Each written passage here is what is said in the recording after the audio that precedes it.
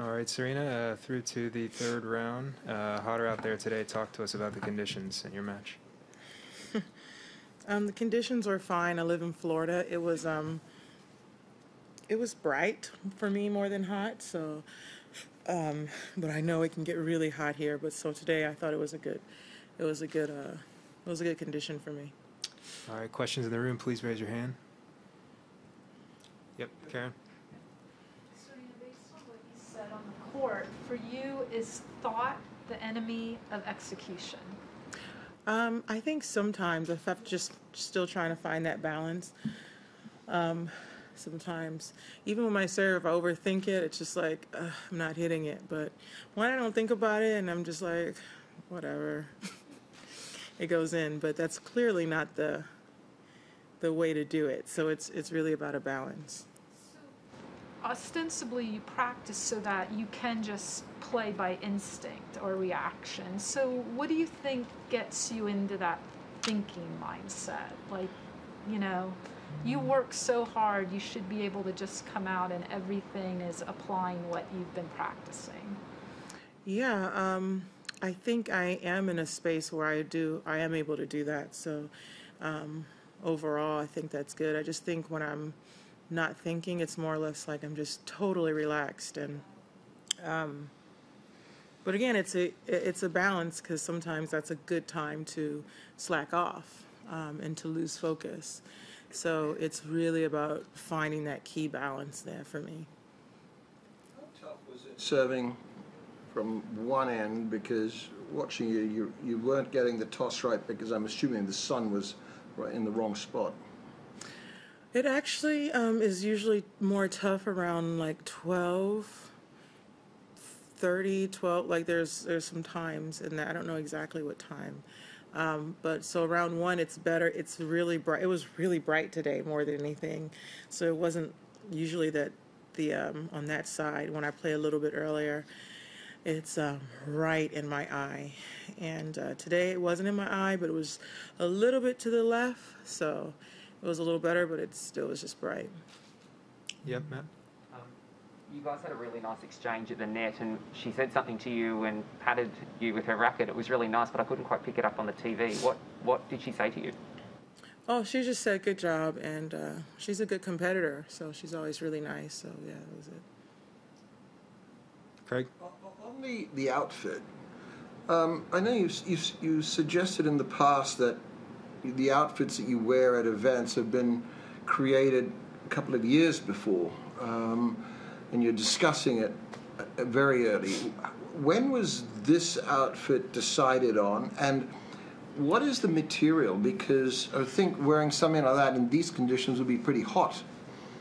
Yeah, actually this outfit was last minute, to be honest. It was, I wasn't really, I just felt like the design that we had before wasn't as Serena-esque. And so the Nike team went back and created something very Serena-like, and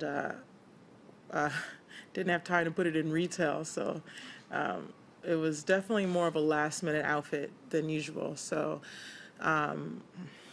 yeah, so it's light. It's actually, if you look up close, it's actually breathable, and it's perforated. So it's actually super light, and to a point where I need to make sure I'm wearing underwear. Nude color, though. I wasn't going to ask. And the colors? Who came up with the color scheme? They came up with the color scheme. So they did everything with this design. I keep texting them after every day. I'm like, oh my God, this is one of my favorite. This is definitely top 3. Definitely top 3 for me. But yeah, so they did everything. It was definitely collaboration, though, because I just kept pushing the design team at Nike, and then they pushed themselves, and they came up with something really fabulous. Last couple questions in the room, Karen, then Matt. Thanks to the omnipresent cameras, we could see you doing your last minute, I don't know if that's like a medicine ball, and you had your one shoe off until the very last minute. Is that your bad Achilles foot? And is that why you wait till the last minute to put on that shoe? No, actually that's my good foot. No, I have this really weird thing where my right foot swells in heat, and it's so weird. So I was just like, oh, it's swelling. If I'm in cold, it like shrinks, and then once I start sweating, it starts swelling, and it hurts, and I'm just like, let me just take my shoe off. So hopefully it wouldn't swell so much, because I also tape it, and I'm basically wearing a cast on both of my feet. So I was just trying to like tell it to not swell right now, because I need to not be late, as I always am for every match. It doesn't affect you once you walk onto the court and get going. No, sometimes it does. Sometimes I have to get it retaped, or sometimes last minute I'll just cut some holes in it. It's just something that my foot does. It's really weird. So I always try to keep it warm so it doesn't overly swell. Super weird. Go ahead, Matt. What are the other two outfits in your top three? What are the other two? Sorry, what are the other two outfits in your top three? It's still debating. I definitely think the jean skirt has to go in there with the boots. I really was thinking that I need to lay them all out and decide. It's tough because I'm obsessed with tutus. So that has to be in there somewhere. Maybe, yeah. But this is right up there. So I haven't thought about it, but those are the other two that I can think of off the top of my head. One last quick one, Craig. You've met so many people through your life and been privileged to do that, from royalty to rock stars. Is there somebody you haven't met, you want to meet, and why? Living or? Either, go for either way. I mean, Jesus. Yeah, okay. He would be like the ultimate.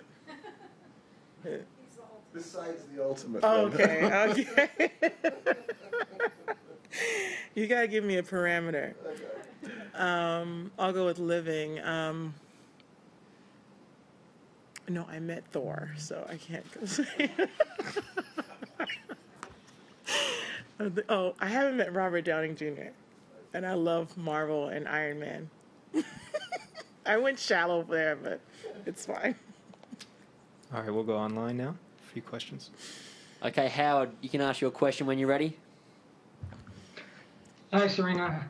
Tough to follow up Iron Man versus Jesus, but I'll try.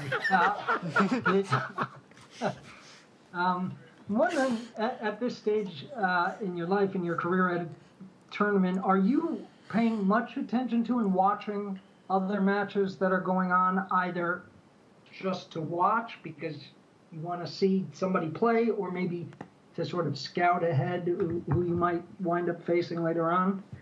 And has that changed, the amount of time over your career that you would spend during a tournament paying attention to other matches? Yeah, it's definitely changed. But that's for me. I'm going to keep that one for myself. Okay. Sorry. Then can I get another one? Yeah. Unrelated. At this tournament, there are no line judges at all. Everything is electronic line calling at every match, every court. I'm wondering whether you like that, whether you don't like it. And have you even noticed during your two matches so far? I like it. I didn't like it in Cincinnati because they had that in Cincinnati, and it was different. It was weird. But I like it now because it's like, it takes away a lot of the human error, which clearly I definitely don't need. I should be the biggest fan of that. So, yeah, but I feel like sometimes I definitely still want to see that ball, but I'm like, okay, even if I see it, the computer is going to show me what the computer just said. So that's kind of how I think about it. But I'm a futurist like Iron Man, so I definitely love technology, and it's something that I invest in. And so, yeah, I really think this is right up my alley, no pun intended. Okay, Willie from ESPN, next question, please.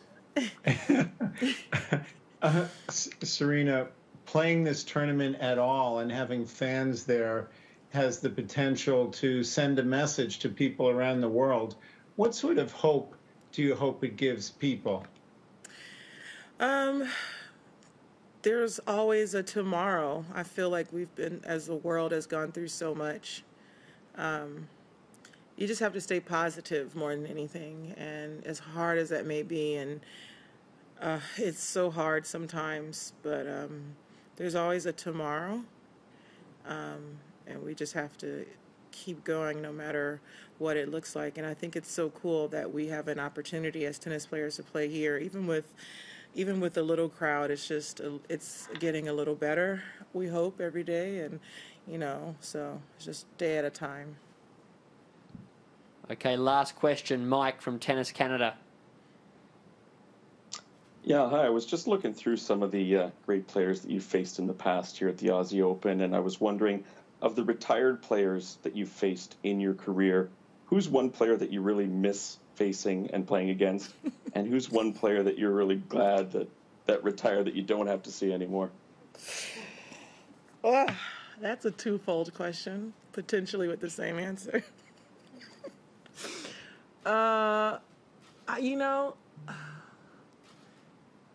I played Hingis here, right? She was always an interesting opponent for me. I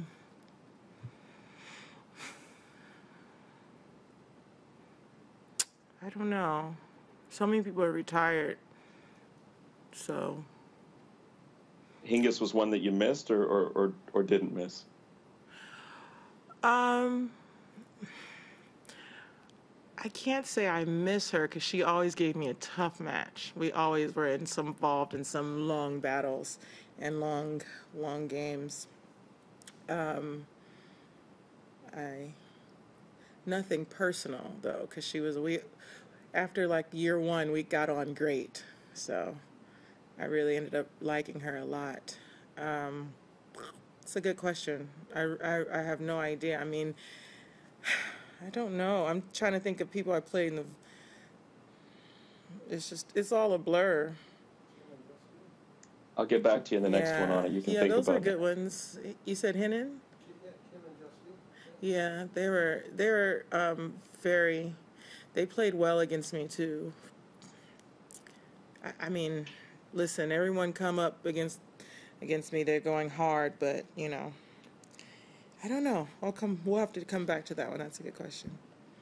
Serena, thank you for your time. That concludes our press conference. Thank you.